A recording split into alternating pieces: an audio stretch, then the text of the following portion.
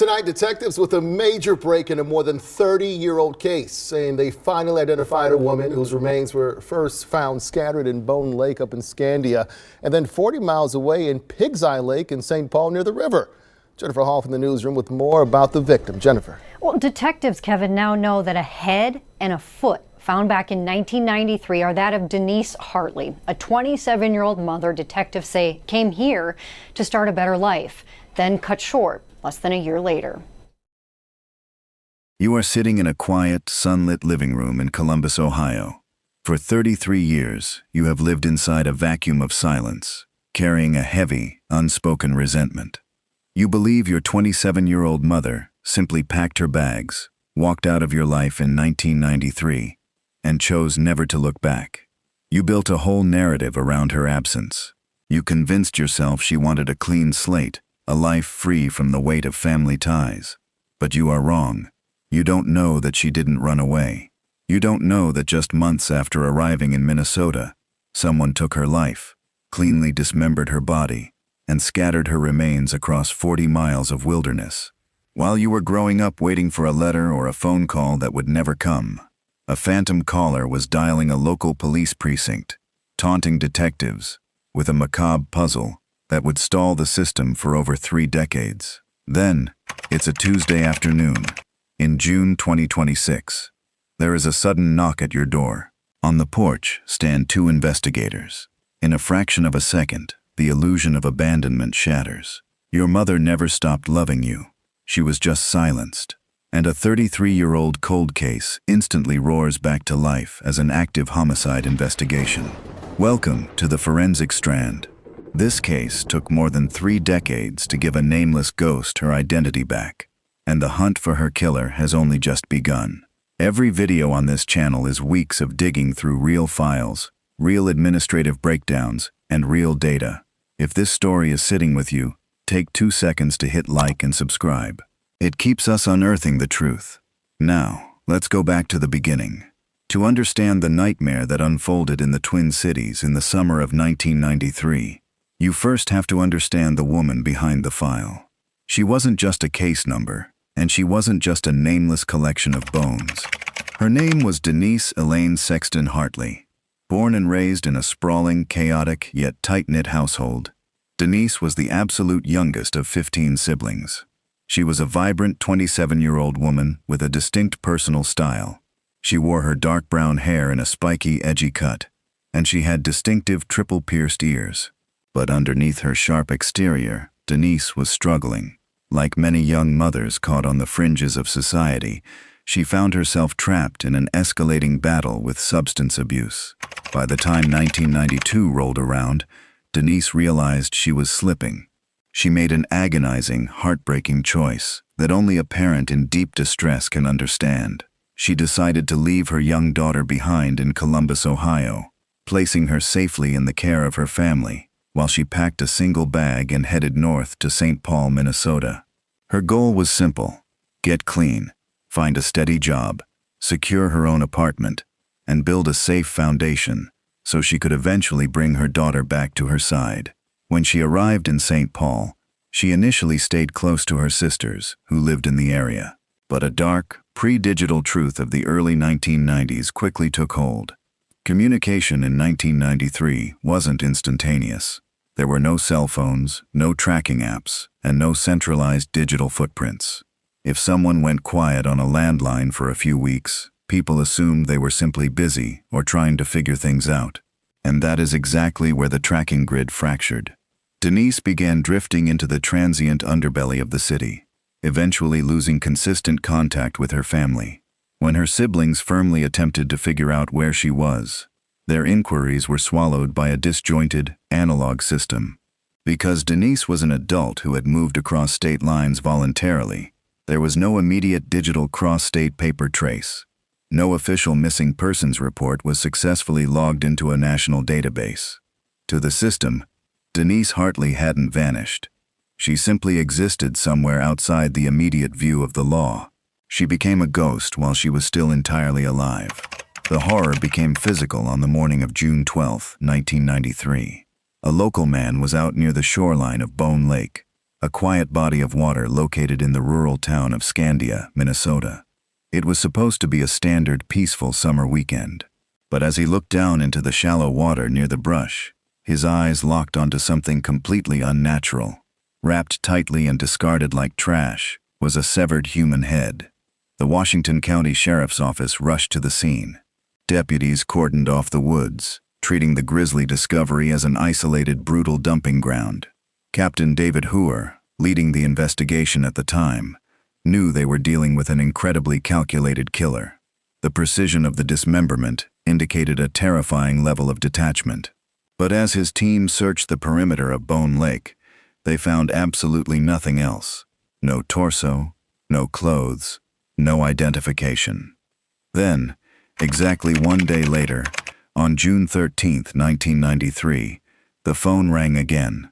This time, the call came from Ramsey County, roughly 20 to 30 miles southwest of the initial crime scene. A passerby near the industrial wasteland of Pig's Eye Lake in St. Paul had spotted something floating in the water. When recovery teams pulled the object from the lake, they realized the true scale of the monster they were hunting. It was a severed human foot. The Ramsey County Medical Examiner's Office took custody of the remains, immediately cross-referencing them with the head found at Bone Lake. The clinical data quickly confirmed the worst. Both body parts belonged to the exact same young Caucasian female. But what struck the forensic pathologists was the sheer contrast of the evidence.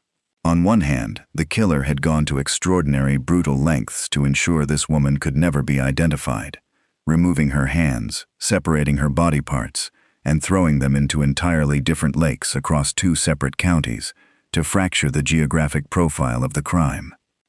But on the other hand, the victim's final moments were stamped with haunting, ordinary human markers.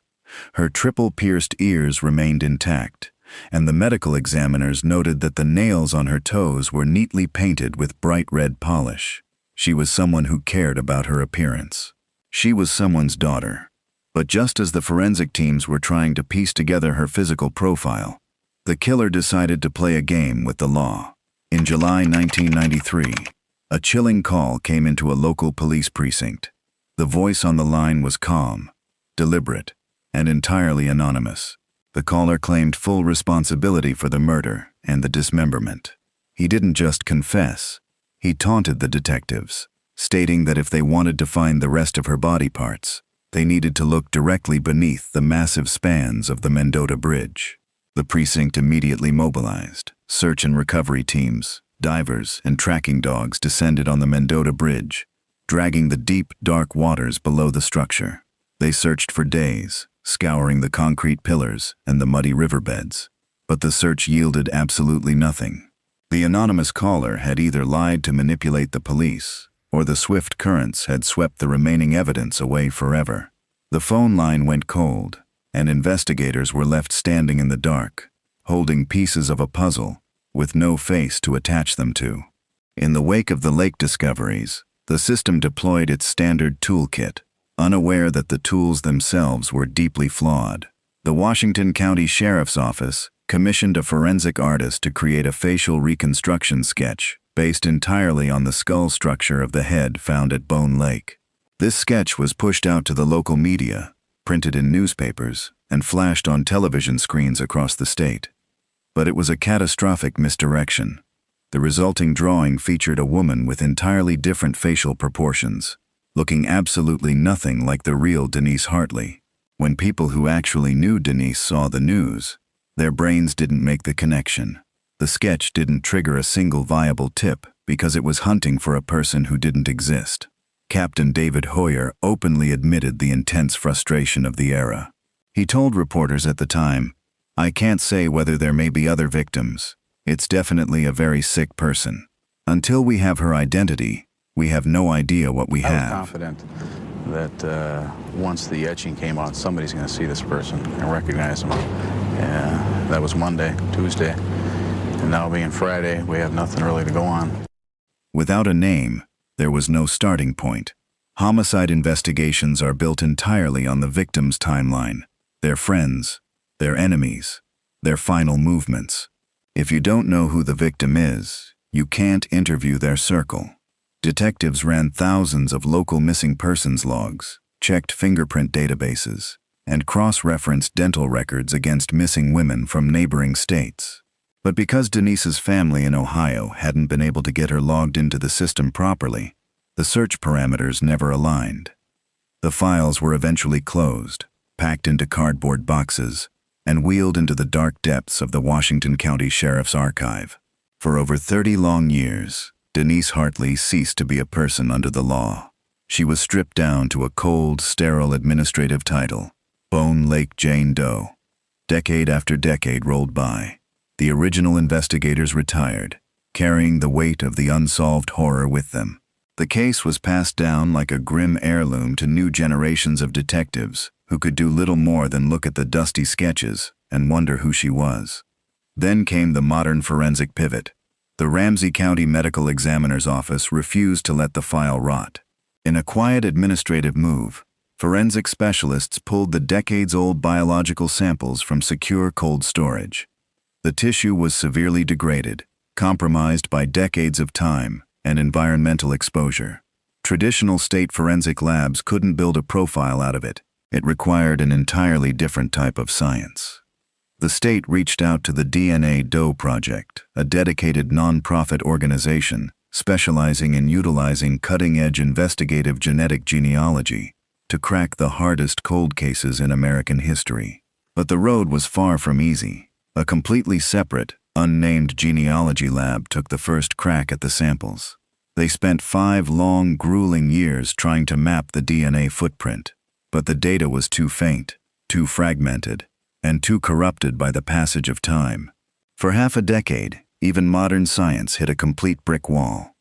It seemed like Bone Lake Jane Doe was fated to remain an eternal mystery. The breakthrough finally arrived when the DNA Doe Project team paired with Tetracore Inc. to run an advanced, highly specialized molecular sequencing push. The degraded biological material was run through a state-of-the-art bioinformatics pipeline, bypassing the errors of the past. Traci Onders, the brilliant team leader for the DNA Doe Project, officially launched the targeted genealogical audit. The newly constructed digital genome was uploaded into massive public genetic databases, hunting for matching strands of DNA among millions of profiles. What happened next completely stunned the entire investigative team. Where traditional police work had failed for 33 years, and where the previous lab had stalled for 5 years, Traci Onders' team broke the wall down in exactly 5 days. The system flagged a genetic match. It wasn't a direct match to a suspect or a victim, but rather a distant match to a second cousin. The genealogists didn't stop. Working around the clock, they reverse-engineered a massive, complex family tree, tracing the genetic lines backwards through generations, tracking migrations, marriages, and birth certificates. The digital trail left the borders of Minnesota and traveled straight back to Columbus, Ohio. As the genealogists combed through public records and social media archives of this specific Ohio family line, an investigator isolated a vital clue. A decades-old comment buried on a genealogy forum from a relative casually mentioning a family member named Denise, who had gone missing somewhere around 1993. The pieces instantly slammed together. The DNA Doe Project handed the file directly over to Washington County Sheriff's Detective Clayton Evans, the lead cold case investigator on the team. Detective Evans didn't hesitate. He and his task force boarded a flight and traveled directly to Columbus, Ohio. They tracked down the family, sat down in that quiet living room, and explained the shattering reality of what had been sitting in a Minnesota archive for 33 years. They met with Denise's surviving daughter and gently requested a reference DNA swab. The sample was rushed back to the Minnesota Bureau of Criminal Apprehension for official confirmation. The results were absolute. The DNA from the daughter matched the remains found in the lakes with 100% statistical certainty. Sheriff Dan Starry officially stood at a press podium to announce the breakthrough to the world. Bone Lake Jane Doe was a ghost no longer. Her name was Denise Elaine Sexton Hartley. Traci Onders later told reporters. Somebody obviously went to great lengths to make sure that Denise's name was taken from her. It was very important to us to be able to give her name back and give her family an answer. But as the forensic community celebrated this monumental triumph of science, the narrative tone inside the Washington County Sheriff's Office shifted sharply. The mystery of the who was finally solved, but the execution of justice had just begun. This was no longer a cold, stagnant forensic puzzle. It was an active, high-stakes, live homicide investigation. So now our actual investigation begins to trying to figure out who did this. Detective Clayton Evans made it clear that his team is starting from scratch, aggressively rebuilding Denise's final days from the ground up. He told the public, "Cases like this stay with you. We're trying to make connection with any acquaintance, family member, friend, anyone we can find that had some interaction with her life. The challenges are immense. 33 years have passed. Landlords have moved, street associates have died, and old apartments have been torn down. But police are uncovering gritty, tragic details about her time in St. Paul. Records indicate that Denise had a past history linked to prostitution, a survival mechanism that frequently exposed her to the most dangerous, predatory elements of the street. Shortly before her disappearance, she had a minor interaction with local law enforcement in St. Paul, meaning she was actively walking those specific city grids right before she ran into her killer. And investigators are looking at a terrifying possibility. Could Denise Hartley have been the victim of a calculated serial predator? Independent researchers and cold case units are actively drawing parallels to another brutal unsolved case from the exact same timeline. In September 1992, just months before Denise vanished, the body of 31-year-old Eden Young was discovered in a rural, wooded area of Dellwood, Minnesota. Dellwood sits geographically directly between St. Paul and Scandia, the exact highway corridor where Denise's remains were scattered. The similarities between the two women are chilling. Like Denise, Eden Young lived in the St. Paul area, struggled on the margins of society, had past arrests linked to prostitution, and was last seen alive stepping into an unidentified customer's vehicle. The geographic overlap and the specific targeting of vulnerable women on the fringes of the city suggest that a phantom killer was actively hunting the St. Paul streets between 1992 and 1993, operating entirely undetected by a fragmented tracking system. Furthermore, digital audio specialists have reopened the file on the anonymous 1993 phone call. Modern audio enhancement software is being utilized to strip away the background static of that vintage tape, isolating the cadence, vocal frequencies, and background noise of the man who claimed responsibility for the dismemberment. Somewhere out there, a killer who believed they completely got away with murder is watching the news, realizing that the silence they bought for 33 years has just evaporated. The story of Denise Hartley does not end in the dark waters of Bone Lake or Pig's Eye Lake. It ends in that living room in Columbus, Ohio, where a daughter finally knows the truth. She no longer has to carry the painful, false belief that her mother simply abandoned her to start a new life. The vacuum of silence has been filled with answers. Denise never stopped loving her child. She was taken by a monster, but science and tireless dedication gave her back her name, her dignity, and her voice. Back home. It's absolutely reassuring that, even after 30 years, we can make these leaps and bounds. What's 10 more years, what's 20 more years of technology down the road for maybe other cold cases or other cases that we have. Closing part of... As Sheriff Dan Starry beautifully put it, to see this case come full circle more than 30 years later is a reminder that no matter how much time passes, we never stop looking for answers for victims and their families. While we cannot change what happened, we can honor Denise by restoring her identity. The Forensic Strand has pulled her out of the shadows, but the man who took her spiky hair, her triple-pierced ears, and her future is still out there.